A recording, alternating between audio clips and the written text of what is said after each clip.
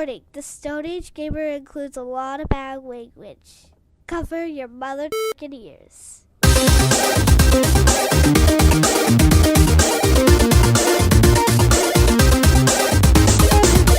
Good evening and welcome to episode 207 of the Stone Age Gamer podcast for the week of June 22nd, 2018. I am Kris Randazzo, and joining me tonight is middling action platformer Dan Ryan. I am so excited to see which of the two games we are talking about tonight you are describing as middling.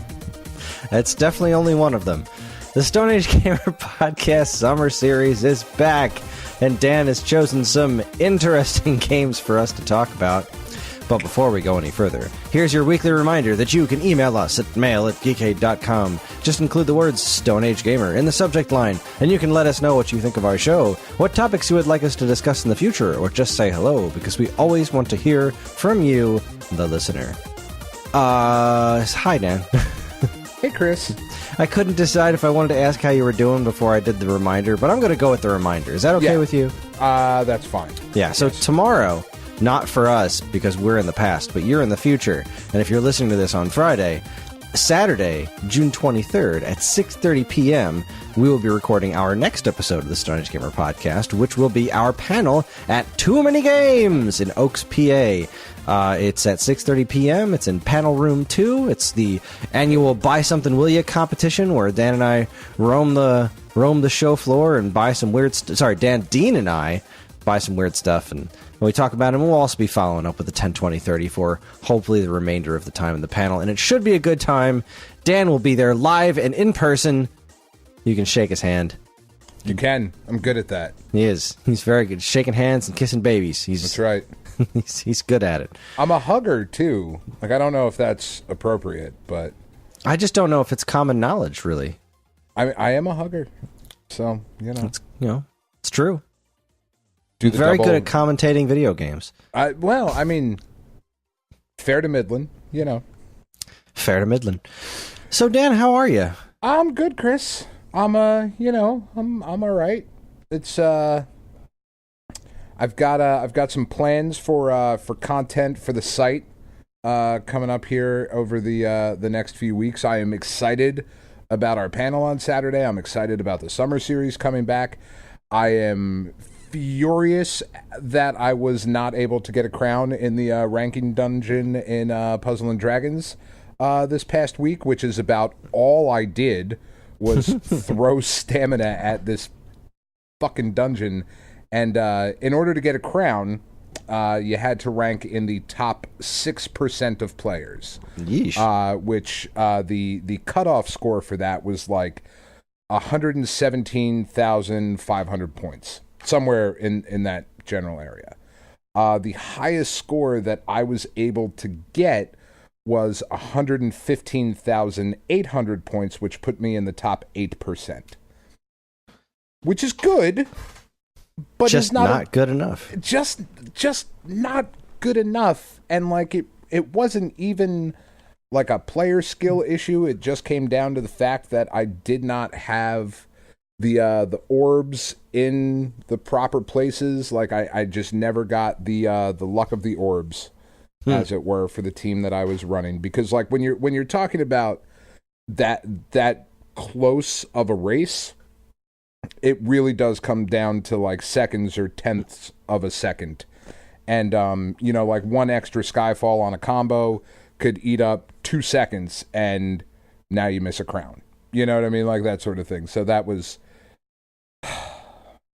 but whatever. I still love it. It's still good. Plus, I think, like last week, we also went a whole other week without talking about Puzzle & Dragons. It was our E3 review. Yeah, it was our E3 To be fair, Puzzle & Dragons isn't coming to any of the home consoles that I am aware of. It could work on Switch. I was just about to say, I'm kind of surprised nobody's attempted to throw that on Switch yet. Well, the microtransactions, I think, would be the biggest downfall of it, because like games like that don't really exist on home consoles where you you certainly don't have to, but the opportunity is there for constant purchases. So I don't know, but whatever. The Magic the Gathering collab is coming up soon, and that should be super fun.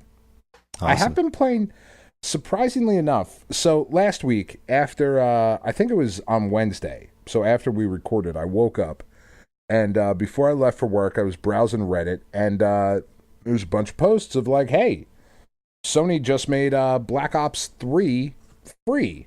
The full game, downloads, all the stuff. Go get it. Sure. So I went and downloaded COD Ops 3, and I've been playing that for like a week now. And it's pretty damn fun, actually. I'm shocked at how much I'm enjoying it. Mostly because I didn't pay for it, I think, is why I'm enjoying it so much. It's really weird. Like, you can run on walls. You can, like, boost jump, and, like, it's all futuristic and stuff. Like, I'm still not great at it, but... Is it still free? Should I download it? I don't know if it's still free. If it is, I would grab it. I mean, I don't see why not. It is a fun enough shooter. Like, there's some interesting stuff that they're doing in the game, and like I think it's mostly to hype up COD Ops 4 or Foe. I don't know how we're I don't know, but COD Ops still sounds like a fish disease. It still does. Like, oh man, my fish died. What happened? COD Ops. You got the old COD Ops. Got the old COD Ops. I mean, I'm not gonna buy Black Ops 4. Certainly, like, this game, I wasn't like, oh yes, I love this. Everything that I had wanted was in this game. I forgot, but I mean, it's certainly fun to run around and be Cillian for a little bit. So yeah, I'm definitely not gonna do that. Yeah, no. But if it's still free, I mean, go ahead and grab it. While you're talking, I'll check the store for you. Yeah. Well, speaking of free, after E3, I downloaded Fortnite.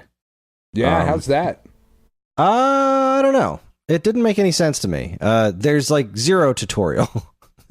It's just like, this is your character. It looks like a created character, but you don't create it. This is just your character. I'm like, all right. So then I'm jumping out of a plane. Okay, cool. I'm jumping out of a plane. This is kind of neat. And I land. And my son really wanted me to play it. John was just like, I want you to try your new game. And I'm like, I don't know if you should see this game, but okay. I will load it up. We'll see how it goes. So it starts off, it's got a nice personality. It's bright, colorful graphics. It looks nice. I'm running around. There's some dude. I see like there's another person nearby, and I don't really know anything about this game. I don't know if I'm supposed to try to kill everyone. Am I on a team? I don't know. So there's some dude over there. I think he sees me. I see him. We don't do anything. So I pull out this little axe and I start just tearing things down and collecting wood, apparently. So I got all this wood. I'm like beating barrels and knocked over a water tower. Collected a bunch of wood. That was really cool. And then I turned around and some dude shot me in the head and I fell over dead. And I said, whoa, we're not playing this in front of John anymore. So that's the end of this one. This is not appropriate for kids. COD Ops 3 is still free, by the way. All right. So yeah, jump on there. Yeah, I don't know. I might. I actually, honestly, probably won't, because really the next thing I have to do is, well, we'll get to that in a minute. So Fortnite's not for me. I mean, it might be for me. I've seen some videos of people playing it online, and my backlog's too darn deep to jump into something new like that right now. So I'm gonna just especially such a time sink like Fortnite. Like, exactly. From what I understand is that is a game that gets much, much better the more that you play it. Yeah, I'm sure once you know what the hell you're doing, it's a good time. But boy, I just don't have the effort in me to learn how to do what I'm doing. I guess first and foremost, the best thing to talk about is a giant thank you to Matthew Hanola. I think I'm saying that last name right. And I believe Samantha Wheelo as well. I got a little present in the mail from our listeners, and it is a copy of Horizon Zero Dawn for PlayStation 4. Which is awesome. They heard I had a PlayStation 4, and the only game I had was Bubsy, and decided that injustice will not stand. So, again, I am completely blown away by the kindness of our listeners, and I now have a copy of Horizon to play. I have not so much as turned it on yet. I've been working on a bunch of other things down here in the basement. I painted my shelves because they were hideous. So I painted the shelves, which had all the systems on them. So the systems That's good. had to be... I had been meaning to talk to you about the shelves. They're very ugly. Oh, the worst. It looks so much better in black. They were all white before. They were chartreuse. Who paints something chartreuse, Kris? I told you when you moved in, don't do it. You were like, chartreuse or puce? I'm not sure which. It's like both of those. You are tried horrible. to sell me on the periwinkle. I did. But... periwinkle would have been great. Yeah, no. So I hooked up everything's all hooked back up as of now. So that's good. The shelves look wonderful. I told Matthew that I'm gonna get to Horizon, but I want to knock a few more things off of my list first. I spent more time with Blossom Tales. I finished the second dungeon. Game continues to be super impressive. The second dungeon was all like a fire dungeon and whatnot, and it's just real clever with the puzzles. It's just that I can't really say a lot more about it than I said before, but I did dive back into it because I want to try and finish that game off. That's one of the things I want to put behind me before I jump into Horizon, because there's so many things coming out that I'm already going to have a decent backlog on Switch, and I don't want to. I want whatever I'm working on Switch to not be as involved as Horizon, so I want to try to clear some things off my plate. I did finish Runner 3 yesterday. Nice. I will definitely agree with the assessment that it is the most disappointing game of the year, because it's not bad. It's great, actually. It's really, really good. It's just not as good as Runner 2. Which is a big disappointment. There's only 3 worlds in the game. Really? Yeah.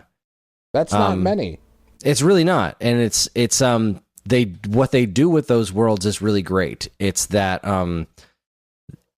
even though there are like tons of multiple paths and things that you can do in those levels, like it really encourages replay. Which I'm going back now and doing the gem runs and trying to do the retro levels and stuff, which are a totally different game as well.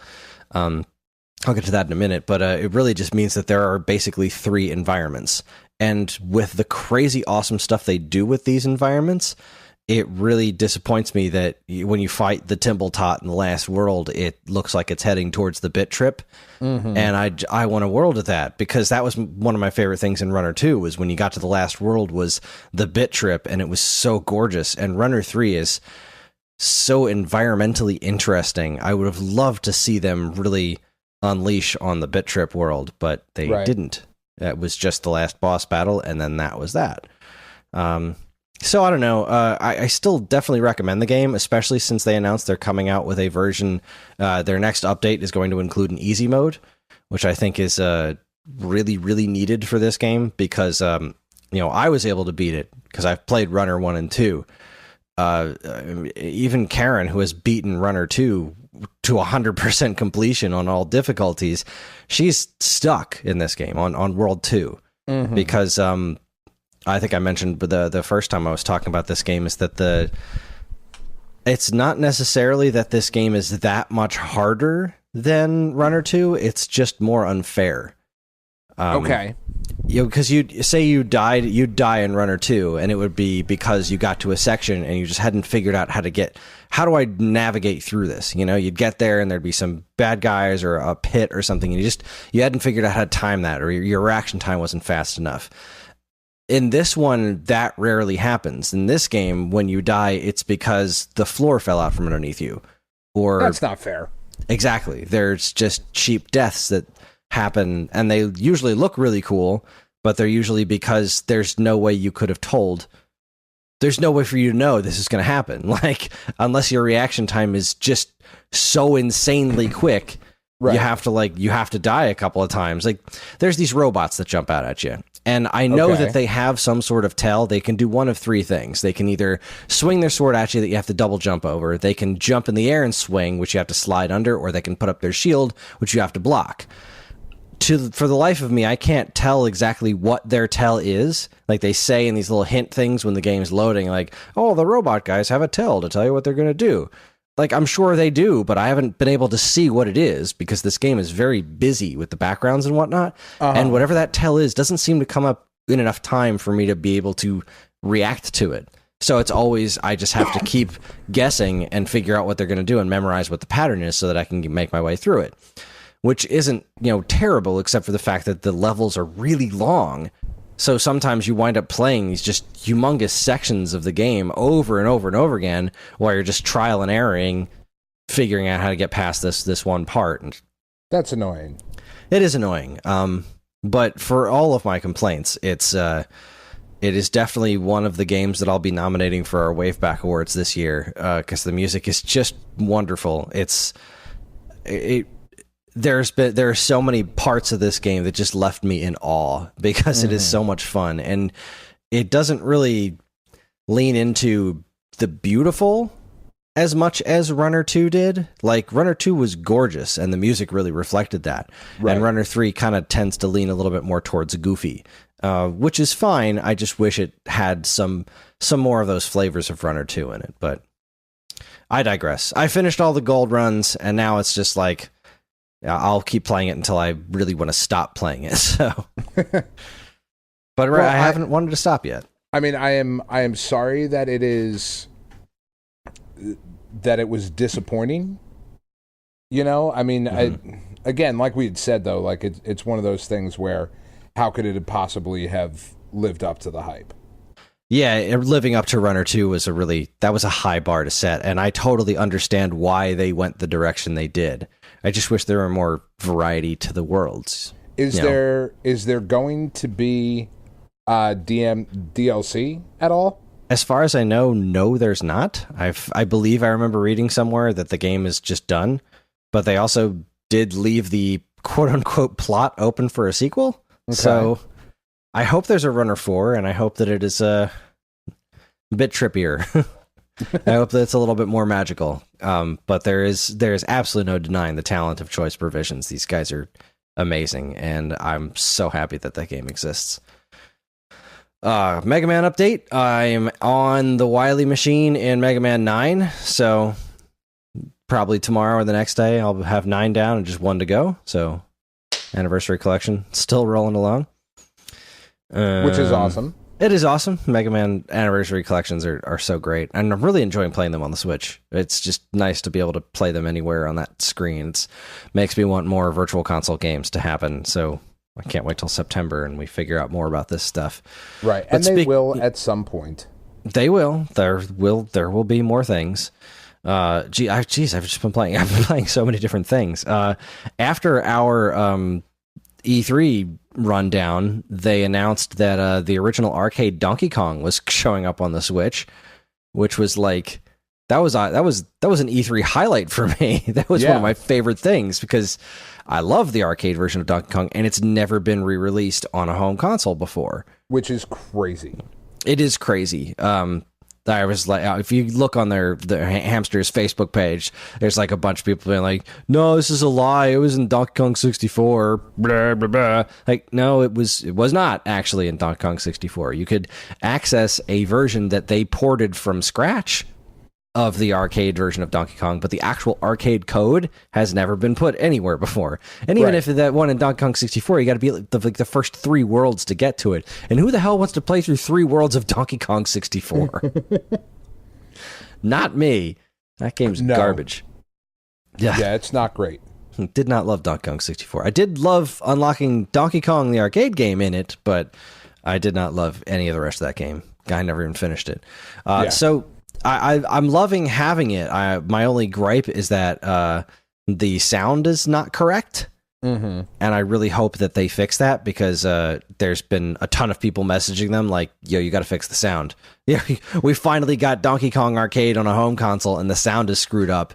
Do something about that. Please Mario's walking sound is like, it's the same tone over and over again instead of all the slightly different variations of that tone. And it just feels wrong. Everything else is perfect. It's wonderful. But that one sound issue is really bothersome. And when I'm paying $8 for, a 4-screen arcade game, I don't mind paying that much for the arcade version of Donkey Kong. I think they do a great job. But at the same token, if I'm paying that much for freaking Donkey Kong, it better be perfect. Be right. Yeah. And right, it is not. But the E3 presentation on it was super cool because they had like the only dude who's still working at Nintendo of America who was also working in 1981. And he was telling all these, they had like, some dude playing Donkey Kong and giving all these like tips on how to get high scores on it. And the whole time this other guy's just telling stories about Nintendo in the 80s. And it was great, including that Pauline is named after his ex-wife. Really? Yeah. So that was cool. And also they announced that Skyskipper is coming out on the arcade archives, and Skyskipper was a Nintendo arcade game that was never released here in America. So I'm excited to get that too. Awesome. Yeah, I wish that was part of their their E3 presentation. Just left me so confused because while I loved it, like I loved every second of it because I love Smash so much. If I'm taking myself out of the equation, like, why'd you announce Pokemon like 2 weeks prior? And why was this Donkey Kong thing hidden until, like, they spent all this time detailing something about every character in the game? That should have been part of Treehouse, and the announcements should have all been part of the Nintendo Direct. But yeah, I agree. Like, I don't know. E3 was weird this year. It really was. It was a weird thing.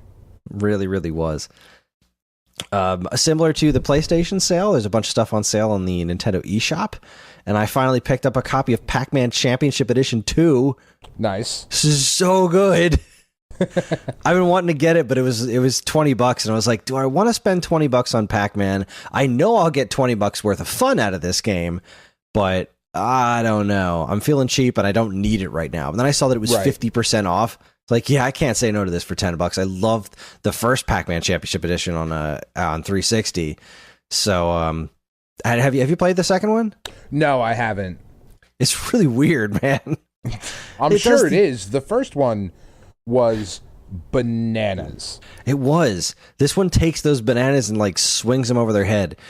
So, like, all right. So one of the things I like about the original one is just the how much you chain the ghosts. You eat a bunch of pills on one half, and then they show up on the other hand. The power pellet shows up on the other side, and you can keep like getting them over and over again. These big stupid chains with the ghosts. Well, in this one, as I'm playing the single player mode, it works really similar, except once you have to like collect these fruit, because I'm playing the adventure mode, which is just like a bunch of stages over and over again. It's not really adventurous, but you know what I mean.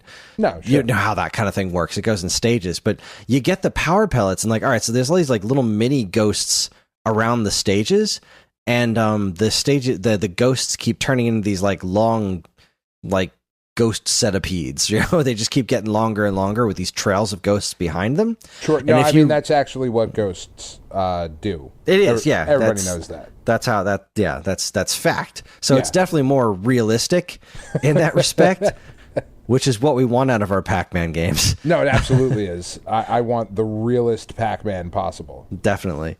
So you can run into the ghosts and not die when they have all these like trails behind them. But if you run into them, then they're going to bounce off of you and they'll turn into more tangible ghosts, and then they can kill you in one hit. And they like start actively kind of chasing after you. But if you get a power pellet, then you have to eat the ghosts, but you have to eat them head on. So you can't come from behind them. You'll just bounce off them. You have to like run into their forward trajectory. And when you do, you eat like every single one of the trails behind them, and it goes, it does these weird camera pan out, cinematic, insane, weird swooping things. It's so weird, but it's really cool. Game's great, man. That's awesome. Highly recommend it.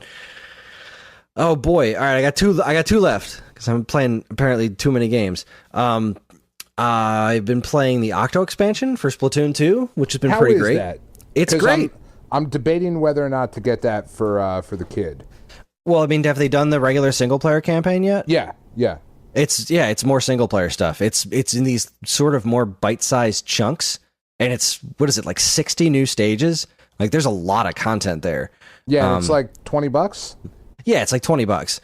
And if they liked the single player stuff, they'll like this. It's just a bunch of like really cool challenges. Like you have to get through this section with this weapon, or you have to get from point A to point B without getting hit and you have no weapons, or you have to fight all these guys that are flying around, but it's all indestructible floors. So you can't let your ink touch the floor or you lose playing area.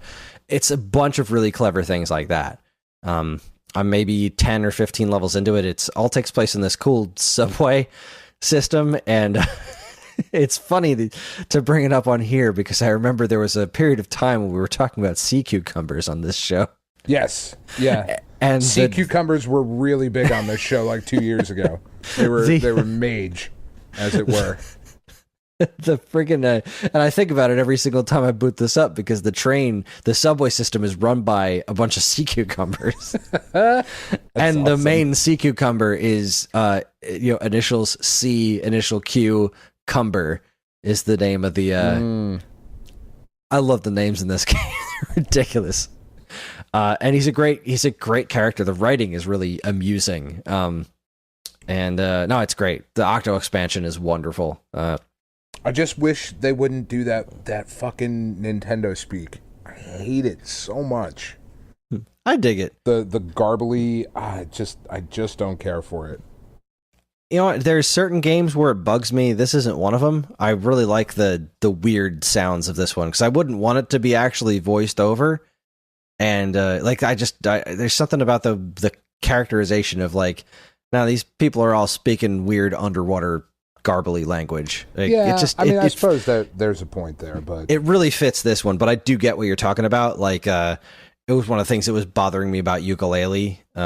One of the many things that wound up bothering me about ukulele in the long run. But yeah, every single character is going. Yeah. Oh God! Like, stop all right, it. stop it. Please stop. Like, make a noise and then let me read the rest of the words, like the way Zelda games do it, where it's like somebody be like, hey, and then you read a paragraph. Like that's fine. Right. If that's how you're going to play it, then let's do it that way. But don't keep up all the weirdness. And I just find the Splatoon one to be an exception to that rule.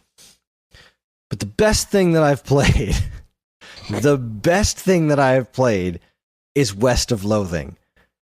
Because it's stick figures, Kris. It is amazing. All right, so it's stick figures, and it really looks nice. It's very well animated with these stick figures. It's very adventure gamey. Where like you find a bunch of ridiculous things, and your inventory is just this stack of ridiculous things. It is funny as all hell. And it's really weird. It's got tons of personality. There is some like turn-based RPG stuff in it, which is pretty boring, but there's not a lot of it. It's just like, and you fought a cow and you're done. Hooray. Because so the story is that the cows came home in the West, and apparently the cows coming home was like a slaughter, as in the cows came home and murdered everybody. And so there's a bunch of like evil cows out west, and that's where you're heading. And oh my God, I can't even put into words how much I'm loving this game. It is so ridiculously funny. Really early, like in the very beginning of the game, since I'm playing this like I'm playing a Monkey Island game, you find a bookshelf and you just start poking through the different books, and they all have these really silly titles. So I just kept doing it until it started repeating itself, because that's how I want to play these kind of games. What I did in Monkey Island, what I did here, and eventually I came across a book that unlocked the ability of stupid walking. All right, I'm in. And stupid walking is exactly what you think it is. It does nothing to the game. Nobody reacts to it. But every time you move, you do something stupid. Like you're just dragging your ass on the ground like a dog, or you're doing cartwheels, or you're waving your arms around like you're on fire. And it's completely random all the time, and it is absolutely hysterical. That sounds amazing. It really is. The game actually had me in tears. There's a saloon towards the beginning, and you find a spittoon, and you have the option to search the spittoon for, hidden items. And in a very Monkey Island-esque way, the game says, "You're not serious. You're not going to do this, are you?" And you just keep hitting yes, and like, all right, we're doing this then. You stick your hand in this filthy, awful spittoon, and you want to throw open your mouth, and it goes to just extraordinary detail of you digging through the spittoon. I was in tears reading this. That's absolutely awesome. In tears. And oh God, the only other thing I'll kind of spoil is I got to this town where there was this mining equipment, and there are 3 pieces of mining equipment, and you get to pick a partner at one point in the game. And I picked this girl. I don't even remember her name. So I have this girl partner, and you walk up to these 3 pieces of mining equipment, and the game says, you don't know what these are. Ask your partner what they are, or explain to her what they are. So after asking her to explain what they are, she was like, I don't know, I think it's some kind of mining equipment. Let's do something else. And then I decided, let's travel down the other path. So I start explaining them to her, and they give you all these options. Just completely make shit up as you go along. That makes no sense. Like, this is a horse expansion unit, and you go through all this ridiculous stuff, and you explain all 3 of the machines. And then after you do all that, you get a mind-splaining ability. To which awesome. Your female partner just rolls her eyes and says, okay, whatever. That's fantastic. This game is so freaking good. Is it on other platforms yet? I don't know. I have to. I meant to check this beforehand. West of Loathing is... How much is it? It was $11. Okay. Which is an odd price, but it is available now for $11. Yeah, it's on Steam and Switch. Is it coming to other platforms? I don't know. It doesn't say it on their website. Let's see if Wikipedia has anything to say about it. It's a sequel to something else, I believe. Really? Kingdom of Loathing, which was I just believe on it was a web browser game, Kingdom of Loathing, which looks fantastic now that I'm looking at it. It doesn't say anything about coming to other platforms. I hope it does. But even if it doesn't, like, just get this game however you can. Either get it on Steam, get it on Switch. This game deserves all the attention. It's so freaking good.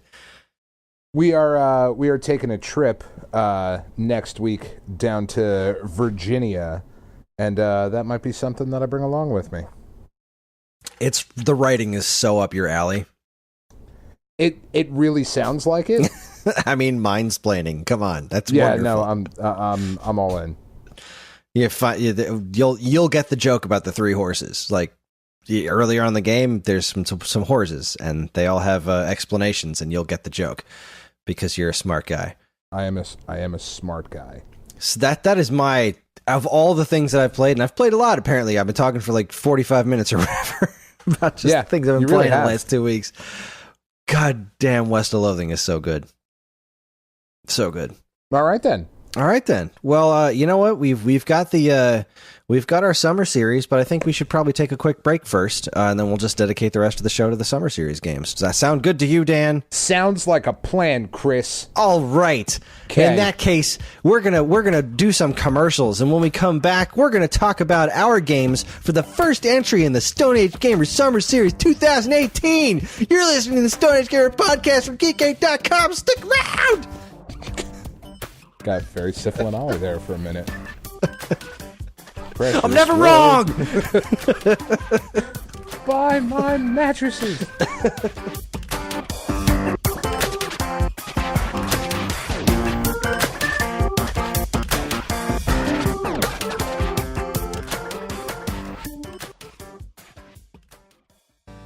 And now here's a look at some of the other original content available right now at geekade.com.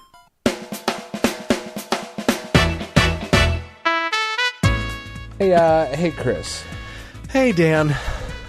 Have you ever sat around in your basement, crowded, just fucking lousy with ancient computers, wistfully remembering days gone by? You know, I actually have. I know that you have. That's why I got rid of all those computers, though. I'm down to 2. That's one too many. Unless you count my Commodore 64. No, I'm not. No, that's not true. I have a Commodore 64. I still have my original Mac around here somewhere, too. I don't even know if that thing boots up, but it is ancient. You should throw it out of a window. That is all it's good for at this point. Like, there's no point in keeping it. Just, you're a hoarder. I am. Anyway, Matt Much does too, Chris. Far too frequently, actually. And he continues to regale us with memories of past technology, including his decidedly understated first gaming PC.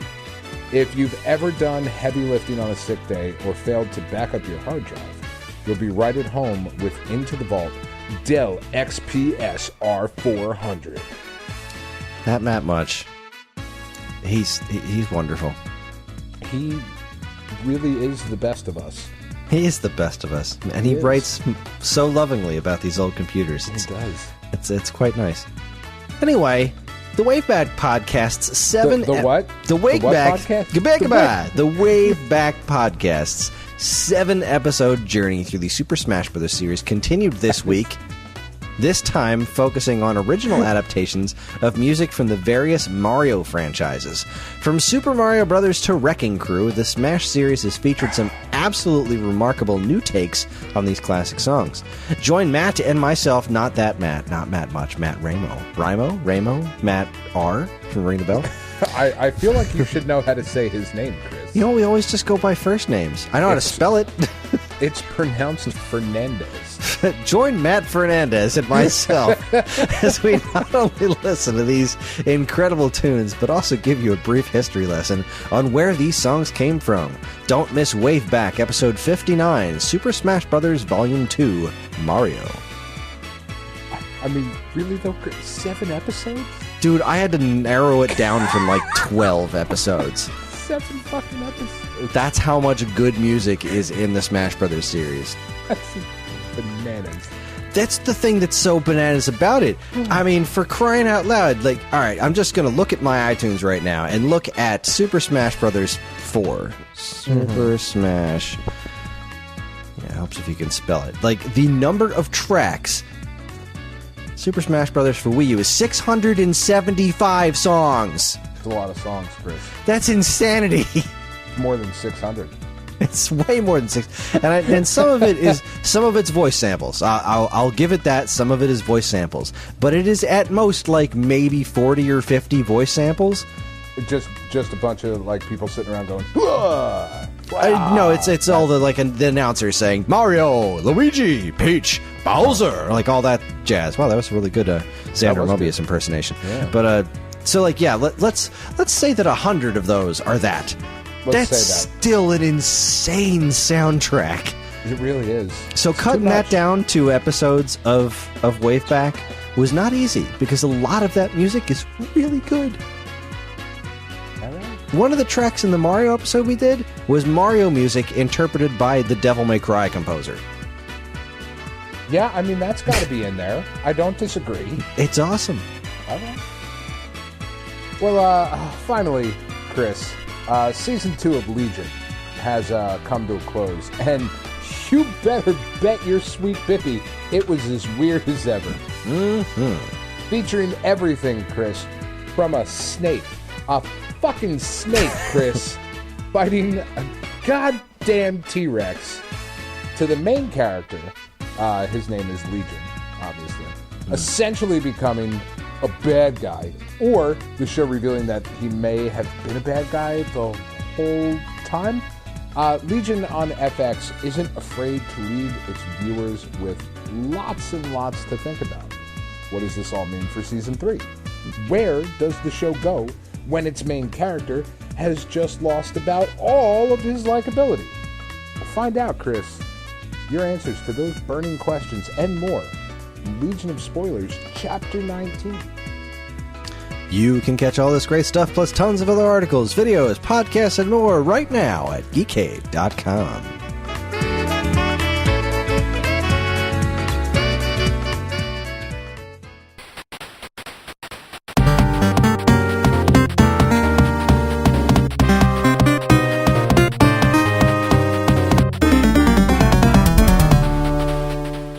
All right, we're back, and it is time. And front, and side to side. Do the Bartman. Ooh, wow. Taking it back. Simpsons did it. They sure did. I actually, Chris, just as a quick aside here, I had an IRL Simpsons did it moment, which made me really, really happy. we were driving in the car, and one of our bunnies, we had 2 house rabbits because we're hipsters. One of them passed away from old age about a week and a half ago. Bunnies are supposed to live like 6 to 8 years. These guys they were over 9. So Waffles went to sleep one night, didn't wake up. So the kids were talking about, like, well, when Pop-Tart dies, we're obviously going to get 2 more rabbits because we can't not have rabbits. That would be absurd. It really would. And one of my daughters said that she would like to get a rabbit and name it Snowball. And I was able to say Simpsons did it. And because they said we would name it Snowball. And then the other one was like, well, I would like to name it Snowball. And then they were like, well, I could name it Snowball too. And I was like, fuck no. Simpsons did it. Made me really happy. It's really neither here nor there. I just wanted to share that with you. I appreciate that. Mm-hmm. So, Dan wanted us to play for the first of our summer series. He chose the games Spider-Man and Dick Tracy for the Sega Genesis. Yeah, so in my defense, for one of them, because one of them I do really love. I like both of them. I love one of them. The last time I had played these games, I was in like single digits as far as age is concerned. It's been a very, very long time since I have played them. Which one do you want to start with, Kris? Well, just real quick, I think it would be nice to reach out to the. We posted on the Stone Age Gamer Facebook page that we were playing these games and asked for some opinions. We got a few responses. One of them was actually related to the Spider-Man cover art, which I didn't really notice until now. Ozzy Barrientos on Facebook said, wait, isn't Spider-Man supposed to clutch his 2 middle fingers to spray web? And if so, could this have been another version of Spider-Man we could have had? Because if I'm looking at the cover, he's just got his hand open and the web's shooting out of his wrist. That's kind of weird. I am pulling up the image now. I've never noticed. Yeah. Kevin Baldwin responded, he was already in flight, so he's coming from a hold from the web. To which Ozzy replied, but look at his other left hand. He's clenching his 2 fingers as of to shoot a web. Yet the web is loose as if he's letting it go. And shooting from the right. Maybe the hands are the opposite of what each should be doing. Rushed art? I think you're right, Ozzy. Genesis cart. On a Genesis cart, never. Yeah. No, I think Ozzy's right. I think the art was rushed. Then we have David Francis, who wrote, I think Dick Tracy has aged really well. It's pretty unique and is definitely still worth a look today for anyone who likes arcade-style run-and-gun games, or maybe walk-and-gun is the more appropriate term in this case. Yeah, we're going to get to that point. Yeah, we are. And then Zachary Hull said, Dick Tracy is infinitely better. I would tend to agree with Zachary Hull. Well, let's go ahead and start with Spider-Man then. Yes, let's start with Spider-Man. I said last week that I don't think I'd ever played this game before. And as soon as I booted this up, I said, oh yeah, this game. So why did this get an oh yeah, this game? Because, well, okay, first of all, let's be clear. Because there are a couple Spider-Man games, and they all get confused on the Genesis. This one is technically the Spider-Man versus the Kingpin. Yes, game. It says that nowhere on the box, but it says it on the title screen. It does say it on the title screen.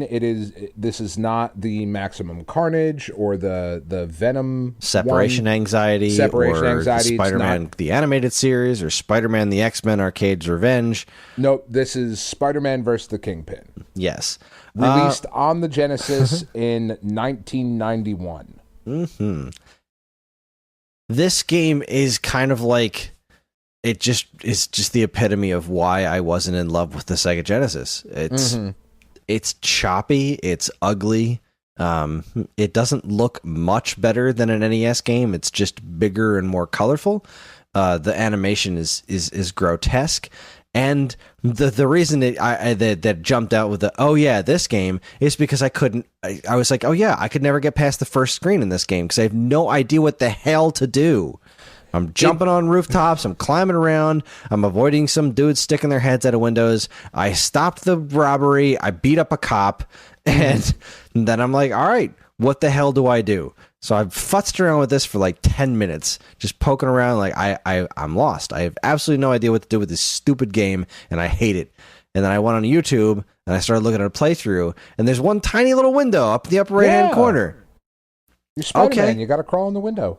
You got to crawl in that one window. All the other windows that open up that like some dude sticks his head out of, those are off limits. But that one window, that's where the rest of the game is. Yeah, there's not even like an arrow or anything. It's just like... No, nothing. It's just part of the background. Yeah.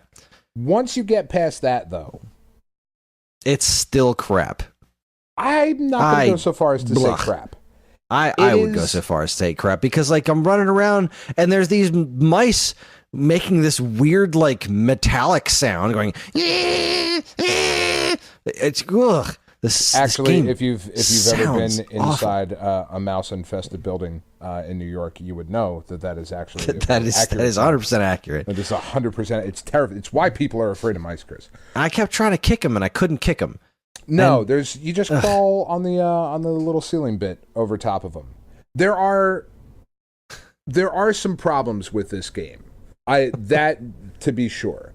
You said you think it looks ugly though? I don't think I do not care for the visuals in this.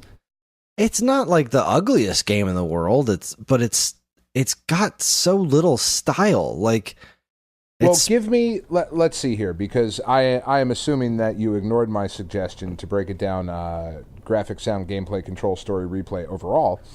1 through 10. Give me your graphics 1 to 10. My graphics I settled on like a 3. Really? Because I mean, many other Genesis games look so much better than this.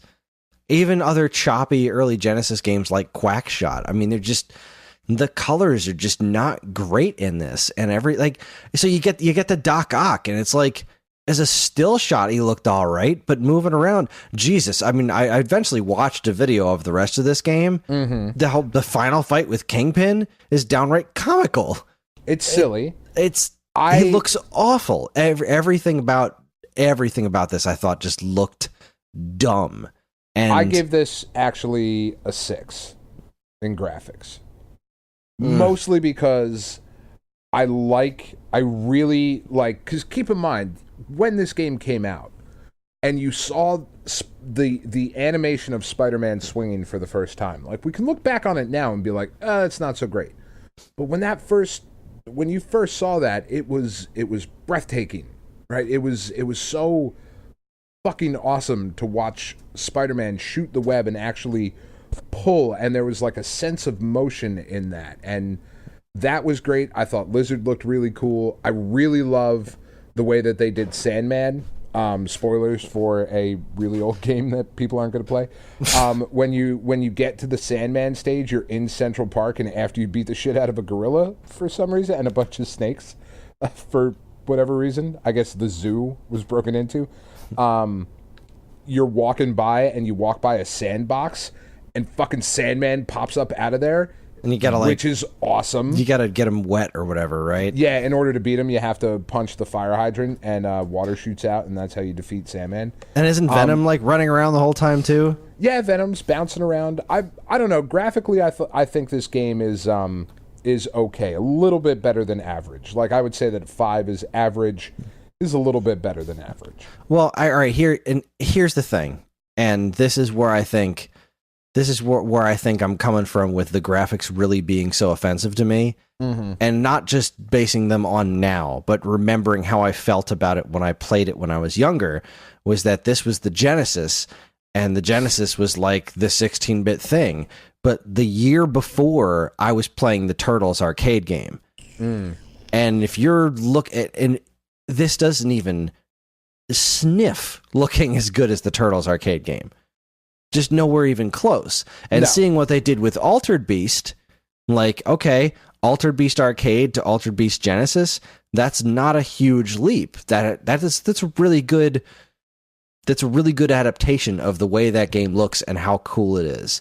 Sure. And knowing what the Genesis is capable of, and thinking in my mind, Turtles arcade game, or I can't remember if the X-Men arcade game was out at then, but I remember thinking Turtles arcade game, Spider-Man for Sega Genesis, this has got to be cool, and then firing it up at my friend's house and being like, what the hell is this? I still don't like it. I should say. And I got That's farther fair. in it now than I ever had before, but so yeah, graphics, I'm going with a 3. All right. What about sound? As far as I'm concerned, this game owes me points for the sound. See, I put this as average sound too. Like, Oh, this is what? In what way? Like there's no good thwip sounds. There's no good punching sounds. There's no good gun sounds. There's no good swinging sounds. There's like the sound of Spider-Man's webs webbing up somebody isn't good. The rats sound like metallic things. Like there's no good sounds, and there's no good music. I'll take it down a point. The music to me was not. It's certainly not great, but it's not offensively bad. I never found it to be grating. You know, like there was never a point where I was like, "Oh, this fucking part of this song again, son of a bitch." You know, like it's just there, and it sounds good enough on the Genesis. You know, which, as we all know, barring a few games, does not have great music. And that's the thing. It's not that this, even the subpar stuff. Like if you think of the X-Men soundtrack, you know, right. X-Men was a few years later. It still sounded like a bunch of farts, but I would still pick that over this because it was at least music. There was just something really. This whole game felt very cheap. This whole game felt to me very similar to. And I hate to use this example because I know how much stigma is attached to it, but it struck me as very similar to something like E.T. on Atari, where it was like, okay, we got this license, now make a game out of it. Not like the new Spider-Man game that's coming out, that's like, we want to make a Spider-Man game, let's get the license. It was just like, we got this license, somebody make a game quick. And that's what this really felt like to me. There's nothing special about it. And this was definitely the case for a lot of Marvel superhero games back in the old days. You know, when you think of the other Spider-Man games, great. Yeah, I mean, you got Maximum Carnage is pretty cool, and Separation Anxiety was pretty cool. The beat 'em ups were usually pretty decent, but the games Avengers that were like one this, is cool. I like that one. It really wasn't until the Neversoft Spider-Man game on the original PlayStation. Where it was like, oh no, this is cool. Yeah, that was when you really started to. When video games went 3D, like I can't say that all the superhero ones were necessarily bad. I did dig to a certain extent X-Men on Genesis. I was much more of an X-Men fan than a Spider-Man fan. Sure, I was a big Spider-Man fan, but X-Men is like my jam. Right, and I really liked the X-Men Genesis game, even though it wasn't the X-Men arcade game, which was amazing. Right. And even that, I figured, I feel is a better game than this because it just felt more like there was more thought put into it. Even if it's certainly harder. It's certainly harder, and there's certainly more obscure characters. Like you're fighting Ahab in that game, for crying out loud, which is awesome. It is awesome and really strange. Like that of all the rogues gallery, that's what you're going with. All right, yeah. Mojo, fuck Mojo. Yeah, fuck Mojo. Yeah. Wasn't Mojo in the game too, though? I think he was. I think he was. So, all right. So, what about gameplay?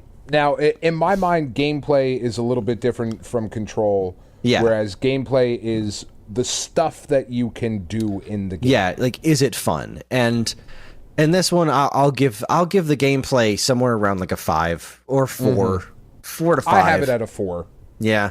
I'd probably sit around 4 because I want to be able to swing around everywhere, but I couldn't. You know, I could climb on walls, which I guess is kind of cool, but it never felt good.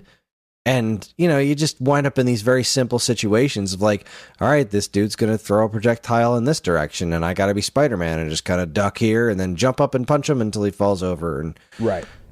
It's just, the game is boring. Like it didn't, I could not make myself finish this game. I finished it via a YouTube video and just, ugh.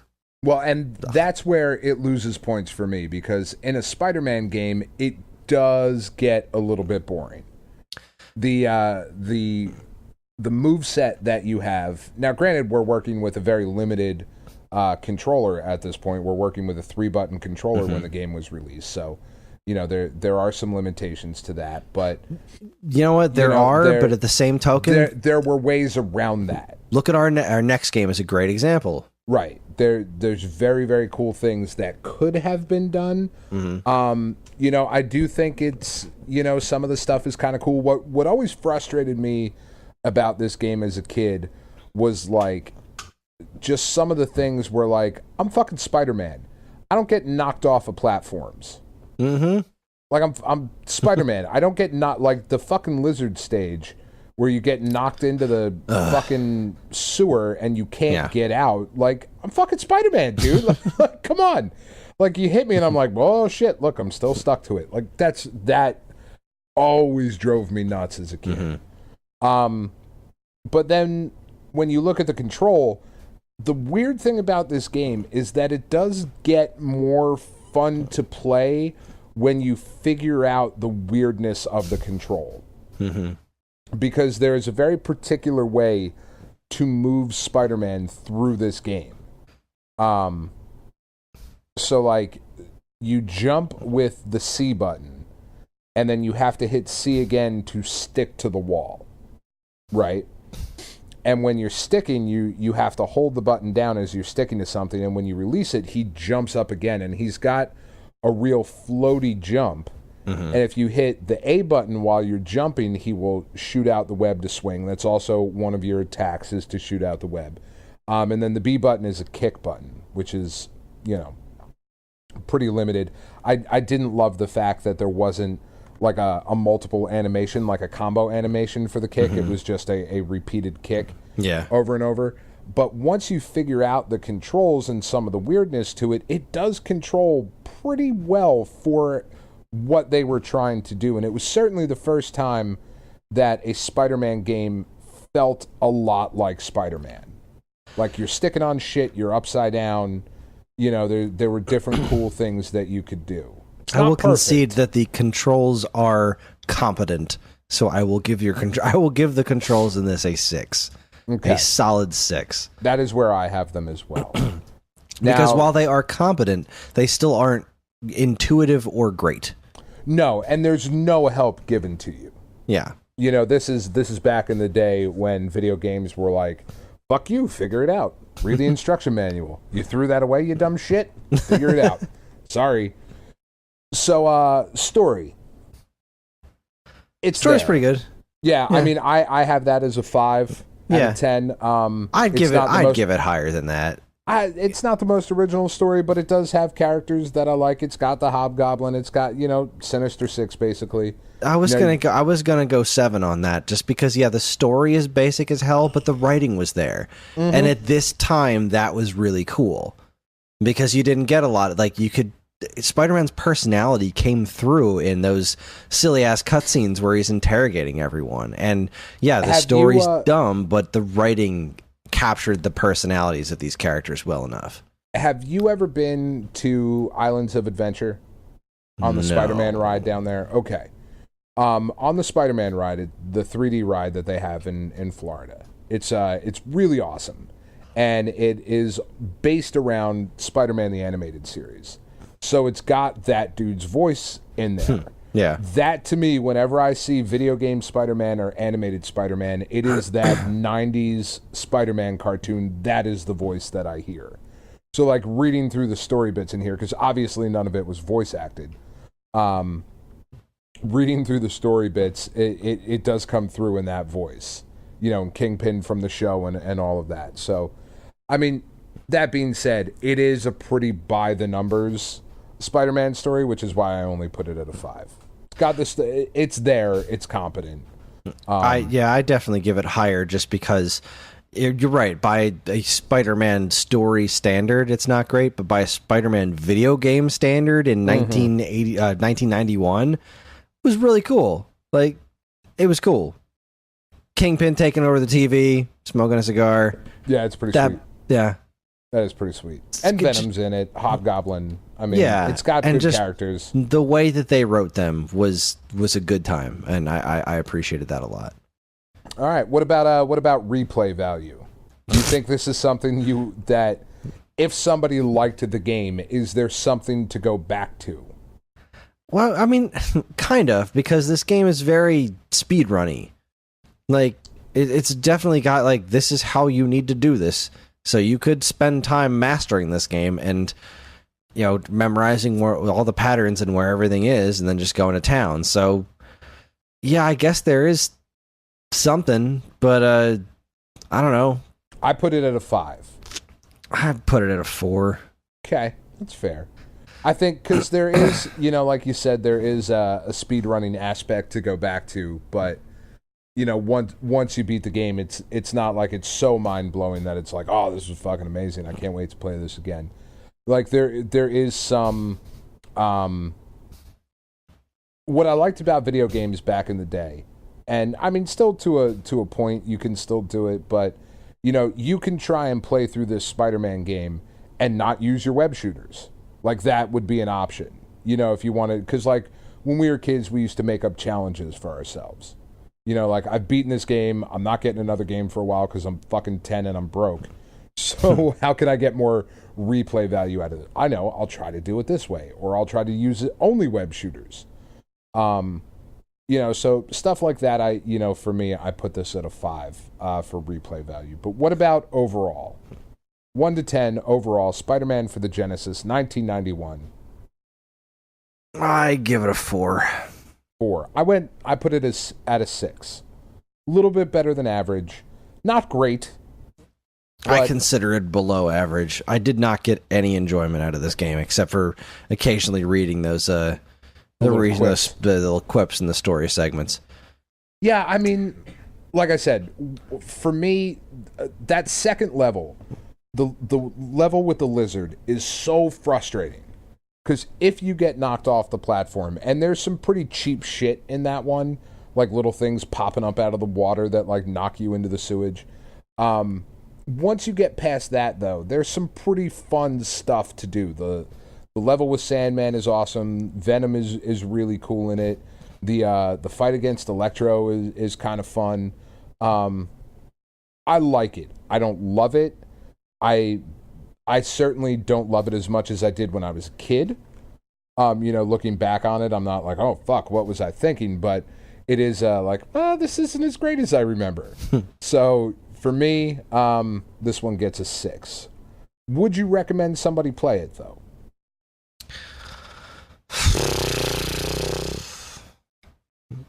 If you're a huge Spider-Man fan and interested in the history of Spider-Man games, I recommend you trying it. But I mean, I did not get almost any enjoyment out of this because I just don't think it's a good game, and I think it reminded me of what I didn't like about Genesis games for the most part.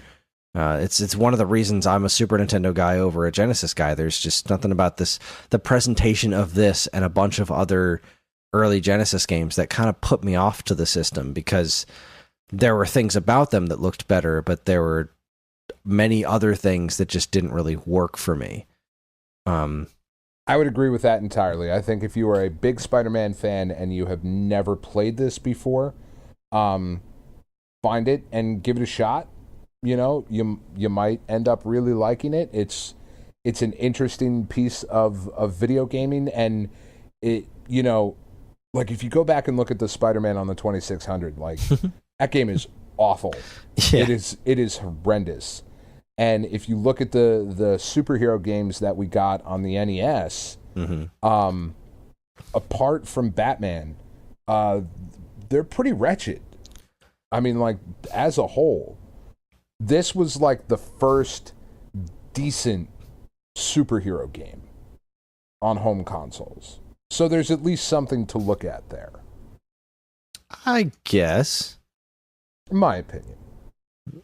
I don't know that I'd call it the first decent home console superhero game. I don't remember enjoying much before that, but yeah, I mean, like, you know, Spider-Man, was it Return of the Sinister Six for NES isn't great. Yeah, no, you're right. It's terrible. You know, Batman was pretty great, but Batman was also pretty weird. Yeah, it's not a Batman game. I mean, it has Batman in it, but it's not a Batman game.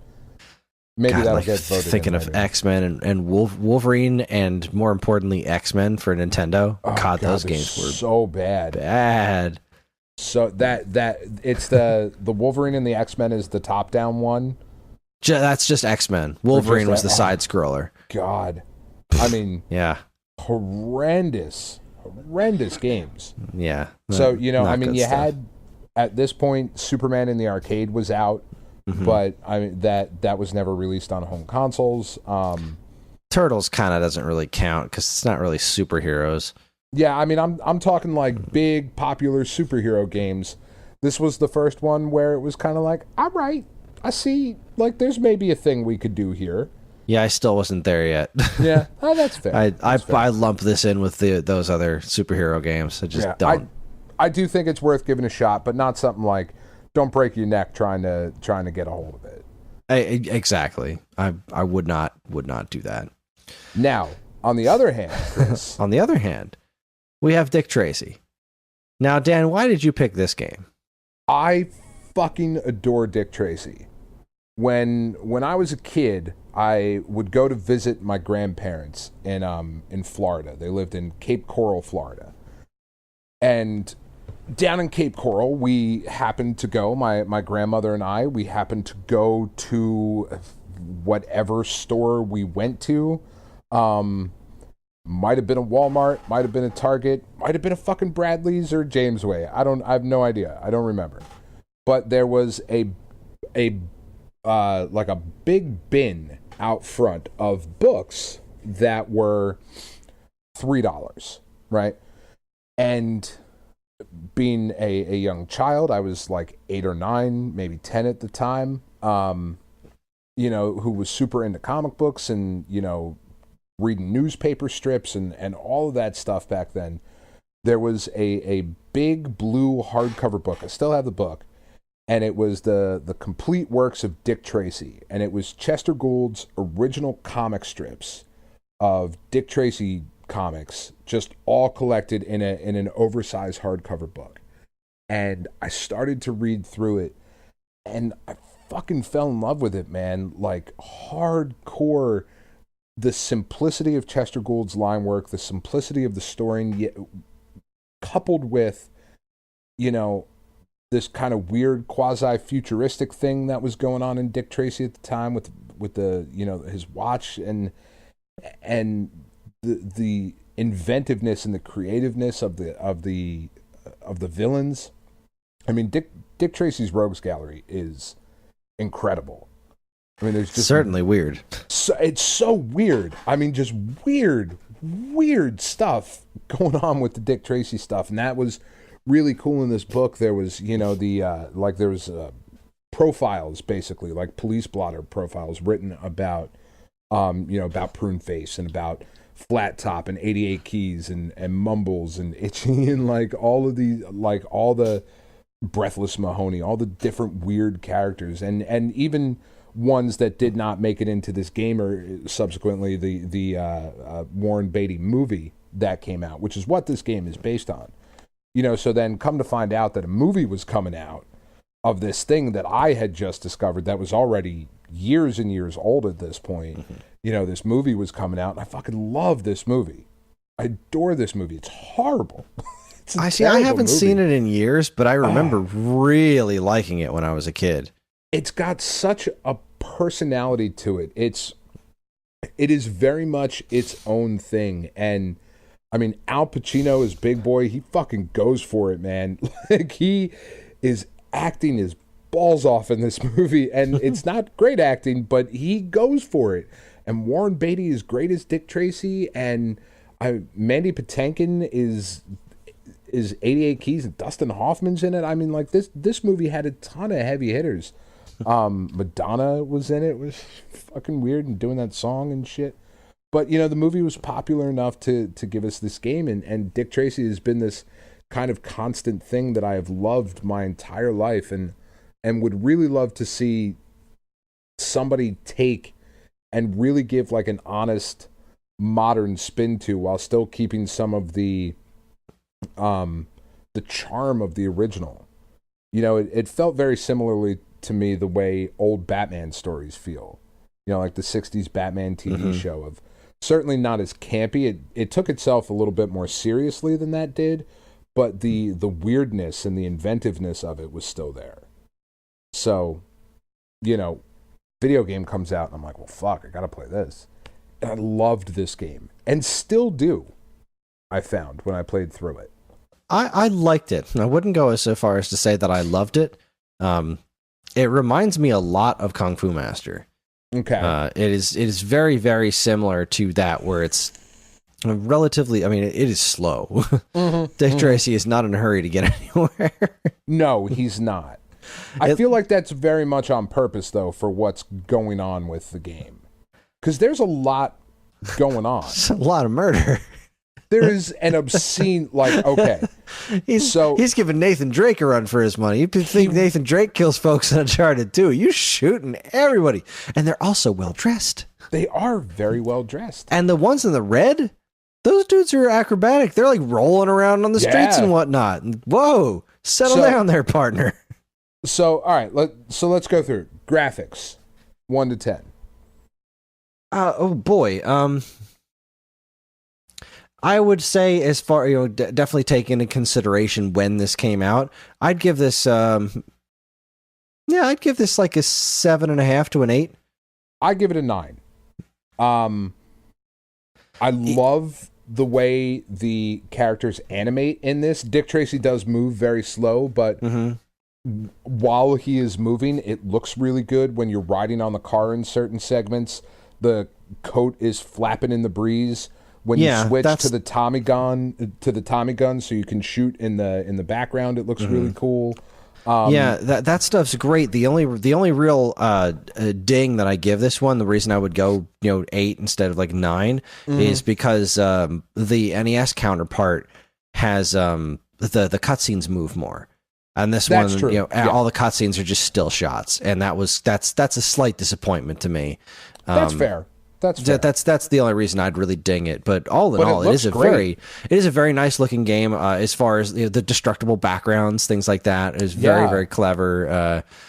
It does repeat itself a bit, sure, but all in all, the boss characters, even when they're in the background, like they usually are still fairly recognizable. Yeah, so, I mean, you can tell the difference between Big Boy and Flat Top. Like you can see that it is Flat Top in the background, and I mean, it really captured, I think, the look of the film. It's got Dick Tracy with the bright yellow trench coat on, even though it probably really wasn't supposed to be yellow. It's more of like a super saturated khaki, but whatever. But it captures that kind of noirish vibe. Captures the time period very, very well. Like all of the enemies that are in suits of that era.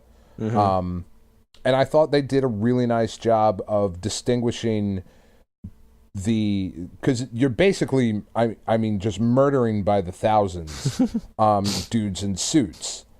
But based on the color of their suit, changes what they are going to do.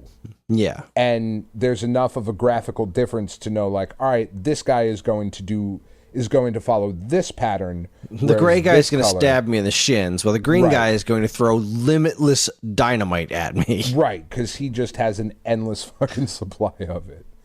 Yeah, because that's safe. God forbid that guy trips, right? Oh, God, he's done. But also considering this came out also in 91, same year as Spider-Man, this looks worlds better than Spider-Man. Yeah, leagues better. It's so much more solid. It's so much more cohesive. It's yes, it's more vibrant and more alive and all that jazz. And you're talking about two very colorful comic-based things, but it's the cohesion that gets me on this one, because this one looks like a finished product. It doesn't strike me as choppy, and that all the pieces fit together. The worlds make sense, and I didn't get that out of Spider-Man.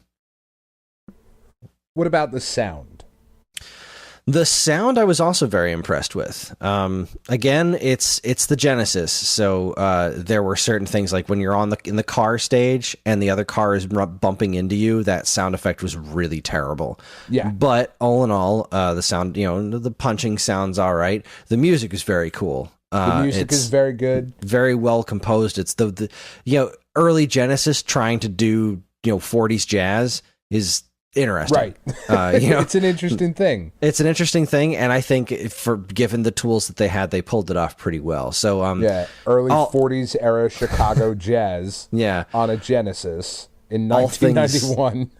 All things considered, I'd give the sound I'd give the sound a 7 in this one. That's where I'm at with mine too. The Tommy gun sounds really good. When you're shooting the Tommy gun, it sounds nice and accurate, and you know, I thought they did a good job on that. They did. They really went for the movie aesthetic, and I think that they nailed it. Things got better on the Genesis as time went on, but certainly. Given the era this came out in, given the tools they had to work with, you know, my only gripe with the music is that it's not necessarily memorable, but the general vibe was accomplished, and that's, I think, a very impressive thing, all things considered. What about gameplay? Gameplay, all right, so here's the thing about the gameplay. I likened this to Kung Fu. It reminds me so much of Kung Fu because it's just it's a very methodical. You know, dudes are just coming at you. You have a couple of different attacks. The shooting into the background is a really great concept. I really liked the idea of it once I figured out what it was, because you know I didn't have the instructions. I was playing this on my Pi, right? And figuring out like, oh, you got to shoot these guys in the background, so it's given this kind of dual layered situation. But I always wanted to just take my Tommy gun and keep shooting the dude in front of me.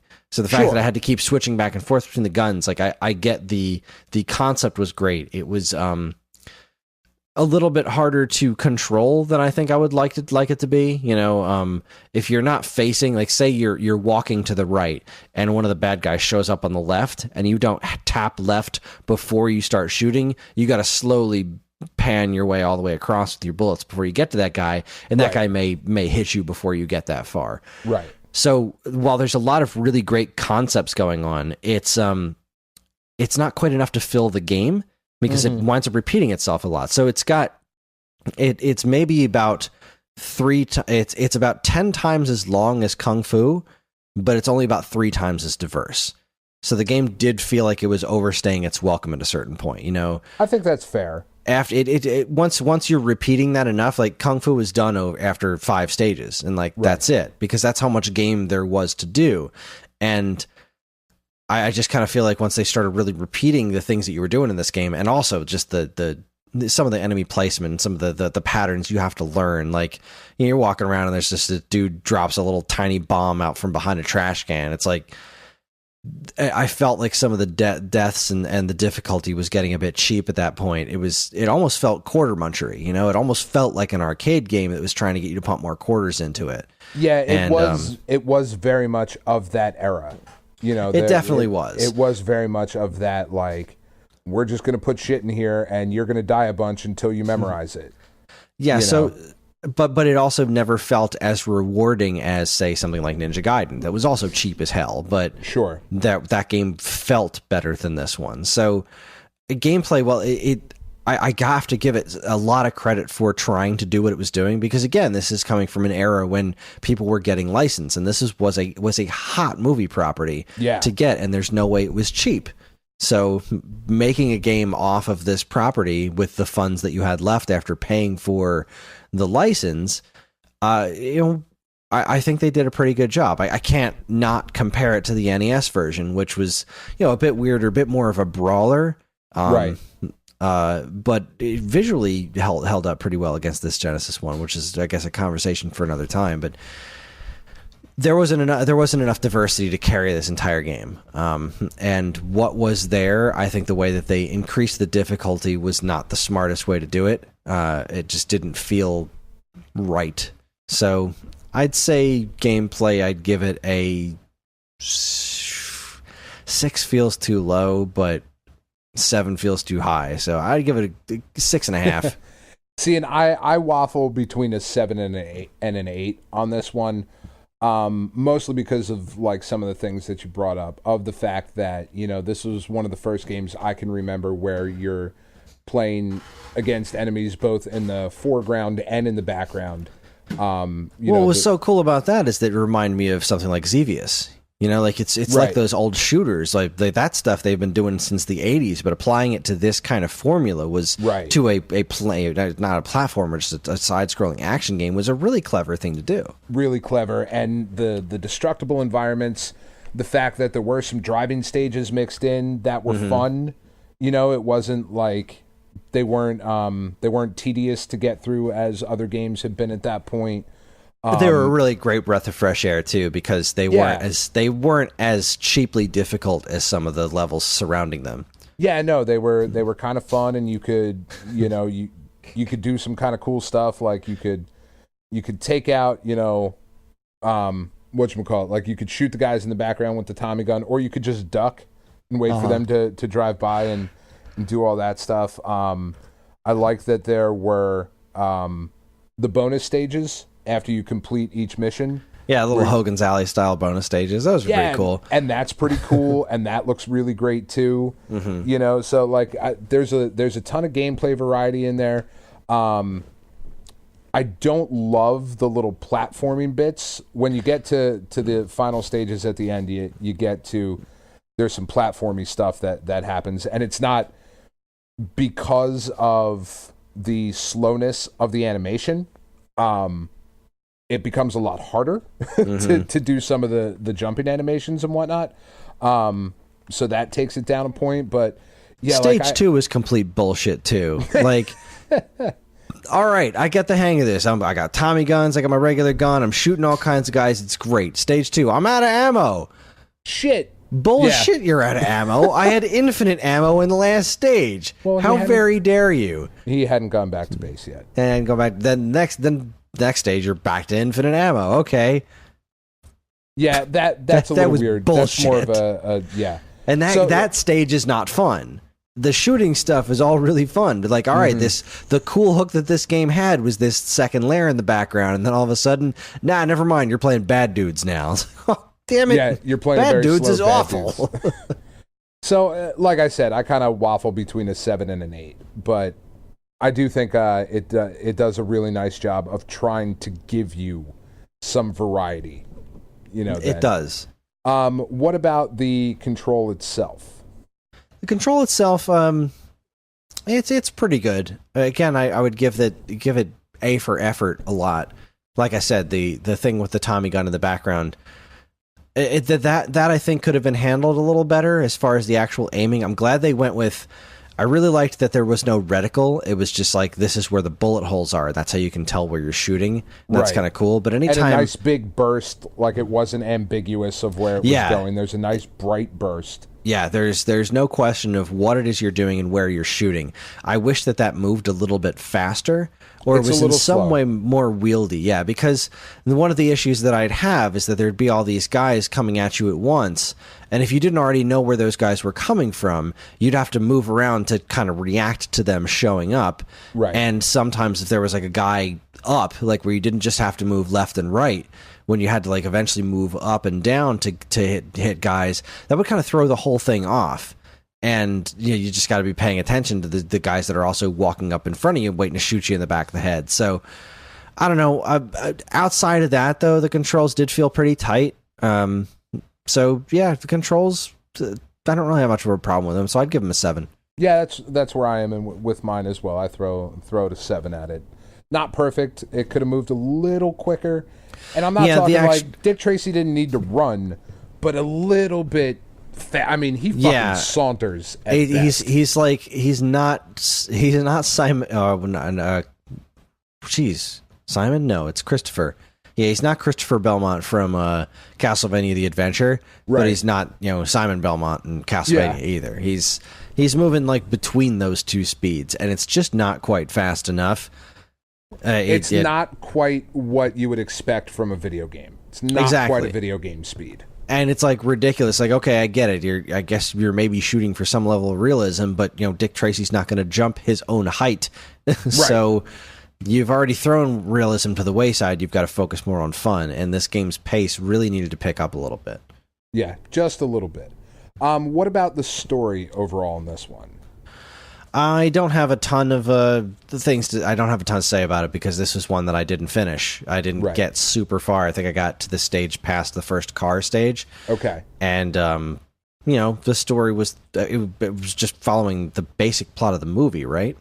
Yeah, it really does. Like, I give the story a 5, mostly because while there are some cutscenes and there is some dialogue up on the screen, it doesn't really do anything to tell you what is going on other than like, all right, I'm going after Itchy now, and now I'm going over after Flat Top, and like, oh, now I'm a big, like it. Yeah, and the ending is just like, Dick Tracy saves the day.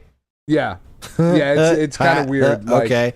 It needed a little bit more. Now, if you have seen the movie, you kind of know what's going on. If you are familiar with Dick Tracy's stuff, you're kind of familiar with what's going on. But overall, as a storytelling platform, this is, like I said, I only gave it a 5. It's the lowest thing I gave it.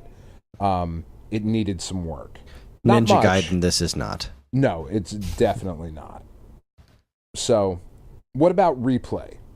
Replay, I'd give this Replay goes pretty well in this one because I was looking forward to going back to this. I didn't have a ton of time to play it the other day, and then I was looking forward to playing it again and seeing how much farther I could get right before the show tonight. And that's when I got past the car stage. I would bring this up there to again. I'd say I'd bring it up there to about a 7. It's more because it is intrinsically fun. It does get old. But I would go as far as to say replayability to give it a 7 because it's the kind of thing that'd be fun to go back to every couple of years or so. And I do. I'm between a 7 and an 8 on this one because I do go back to it. I have played through this a ton of times. I do like trying to get better at the little Hogan's Alley bonus stages because as you go through the game, your time to react to because what the bonus stages are for those of you not familiar with the game or familiar with our Hogan's Alley reference, 3 cards pop up, and you have your ABC buttons on the Genesis controller, so you have 3 targets to shoot. And depending on what pops up in front of you, you either have friendly characters or the Rogues Gallery pops up. And you have to obviously only shoot the Rogues Gallery. The first time you go through the bonus stage, you have what seems like a fucking eternity to make a decision. By the time you're at the end of the game, you have to be lightning quick to hit everything. And if you do well enough in the bonus stages, you get extra lives and continues, which is kind of a nice little incentive for doing well in the bonus stages. So I've always gone back and tried to get better at it. And, some years I'm great at it, and other years like today, I did not do very well. When I played through again, but I was more rushing through to try and get to it again. I do like going back to play and see the different environments and see the characters, like especially the last fight against Big Boy is really cool. Like you're in this like weird clock tower building, and like by the time you get to the end of the stage, he's fucking chucking gears at you and shit. And there's a bunch of doors, and he's popping in and out of doors, and like he'll be at the top of the screen and the bottom and then left and right and all very quick, and you have to react, and there's a lot of fun to be had in this game. Agreed. Overall. Yeah. Overall, I give this one a 7. I give it an 8. I think this is an awesome game. I think this is something that everybody should go back and check out. I think it still holds up. It does. It still holds up. It's a fun game. It just has issues, and it's definitely not the best the Genesis has to offer. But it's definitely not. But it's not something that you play through and go, oh God, like this is something that is very much of its time, but it is a very good example of what that time was like in video game, and it's honestly still to this day probably one of the best licensed movie games that's ever been made. All right. I mean, really, if you think about it, like this is infinitely more enjoyable than Enter the Matrix. Well, way to set the bar. But I mean, really, think about other licensed movie games that you've played. Jurassic Park for Super Nintendo. It's a great game. I didn't say it was the best. I said it's one of. I mean, well, there was a lot to that one. I mean, geez, let's think. I'm trying to think of other movie licensed games that I have played. I'm trying. You know what, Chris? Podcast for another podcast. That's a podcast for another podcast. But I don't know. I do appreciate that you really love this source material, and that's definitely a part of this. Well, yeah, and that also kind of kicks everything up a notch. Like, there is a Dick Tracy game. It's good. It's a solid game. There is no getting around that fact. This is a solid game. Yeah, I really, honestly, for someone who loves the source material as much as I do, there is nothing that I look at in this game where I go, oh well, this tarnishes everything I love. Like we were guests on the Super Nintendo podcast, and we just recently did our fantasy draft for Super Nintendo games, and I picked Ultraman because I love Ultraman, and there's an Ultraman game. It's fucking horrible. There's no fun. There's a little bit of fun to be had with it, but it's a horrible game. It's not a game I could recommend. I even have a hard time recommending it to people who like Ultraman, who are interested in like old school Japanese kaiju stuff. Like, that game's awful. It's just bad. This Dick Tracy is a good example of what can be done. Like, you could tell that the guys and girls who made this game actually gave a damn about making a good game, not just cashing in on a very hot property at the time. Agreed. So overall, not a bad first week. Yeah, not a bad first week. I like both of these games better than Karnov. Yeah, but and both of these, on a scale of 1 to Karnov, where does it rank? Now, we've got a ton of other games here, Chris, that you and I both came up with. Are we putting those up for vote this week? I think we might do that next week. I think we're going to put something up for a vote next week. But we have Dan and I have come up with a pretty sizable chunk of games, and I would love to make Dan play Echo the Dolphin, but I just don't think it's going to happen. But if you guys want to vote for it, just throw that out there. I'm going to be honest. I'm just going to watch a YouTube playthrough. Not playing it. Might actually be the best thing for all parties involved. Like the rest of these, I will actually play through. Like, and we're talking about, like, we've got some stuff on this list coming up, Chris. We've got a game I didn't even know existed until I started doing some research for our summer series this year. The Flash on the Sega Master System. Oh, you didn't know about that game? I had no idea. Yeah. No idea. It's pretty neat looking. I've never actually played it, but I've watched videos of it before.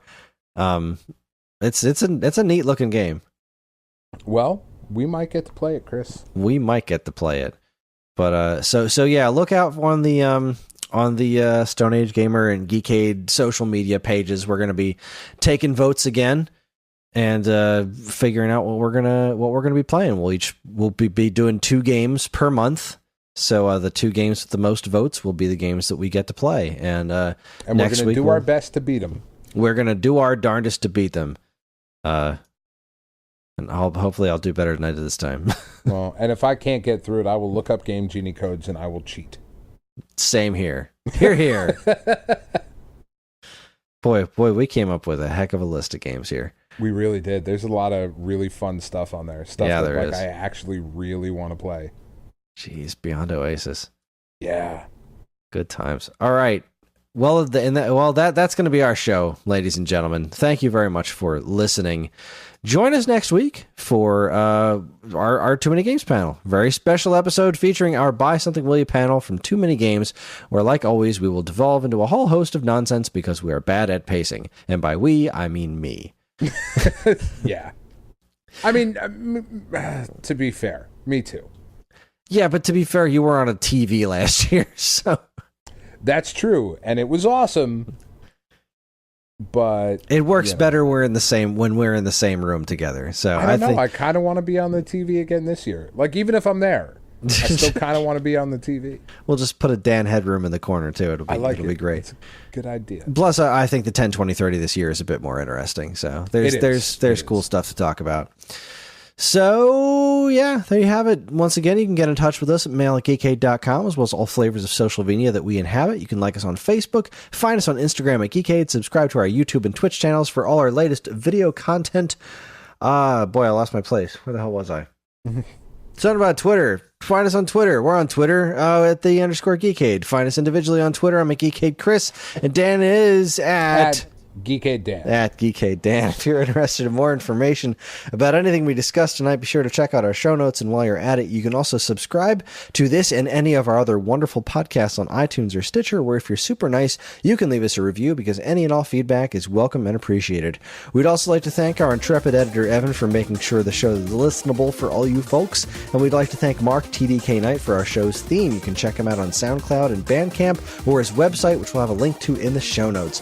Again, always remember to keep your eyes on geekade.com for even more fresh original content. That is it, everybody. On behalf of Dan and myself, keep playing games.